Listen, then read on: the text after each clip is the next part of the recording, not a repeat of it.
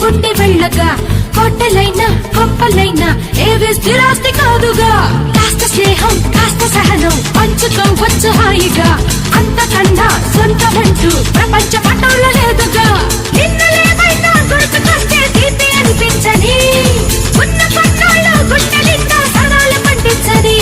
నువ్వెవరో నేనెవరో ఈ క్షణాన కలిసి నడుకో సావాసం సంతోషం ఇవి అందించి అందరిలో డబ్బుని